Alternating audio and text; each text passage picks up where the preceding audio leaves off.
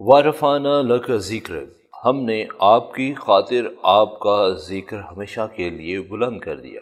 ماہ ربیع الاول مبارک اور سعادتوں بھرے مہینے کی آمد کے ساتھ ہی عاشقان رسول صلی اللہ علیہ وآلہ وسلم کے حضور صلی اللہ علیہ وآلہ وسلم کے ساتھ محبت اور عقیدت کے پھول اور نذرانہ عقیدت پیش کرنے کے لیے سوئٹزرلینڈ کے شہر باسل میں روحانی بابرکت اور نورانی محفل میلاد مصطفیٰ صلی اللہ علیہ وآلہ وسلم کا انعقاد کیا گیا۔ محفل میلاد نبوی صلی اللہ علیہ وآلہ وسلم میں سوئٹزرلینڈ میں تعینات سفیر پاکستان عامر شوکت کی خصوصی شرکت۔ محفل میلاد نبوی صلی اللہ علیہ وآلہ وسلم میں یورپ کے نامور ثناخوانوں کی شرکت۔ آمد مصطفیٰ کی ولادت باسعادت کو منانے کے لیے سوئٹزرلینڈ کے شہر باسل میں عالمی سالانہ 21واں بابرکت اور پرنور محفل مصطفیٰ صلی اللہ علیہ وآلہ وسلم کا انعقاد۔ فرانس، جرمن اور سوئس میں بسنے والے پاکستانی فیملیز کی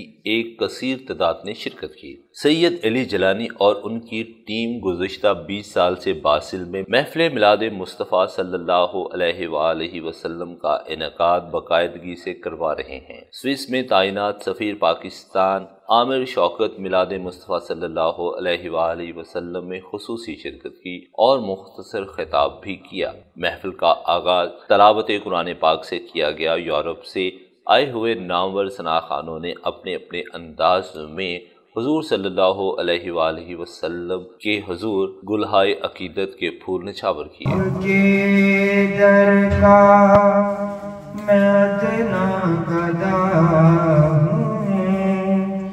میرے دم میں آقا یہ دم آپ کا ہے، ماشاءاللہ بے خود کیے دیتے ہیں انداز حجابانہ، عادل میں تجھے رکھ لوں۔ مقررین نے اپنے خطاب میں ایک ہی پیغام دیا: آج اس فتنے اور نفسا نفسی کی دنیا میں مسلمانوں کی بقا صرف حضور اکرم صلی اللہ علیہ وآلہ وسلم۔ احمدی کا چمن میں ظہور ہے، ہر گل میں ہر شجر میں محمد کا نور ہے۔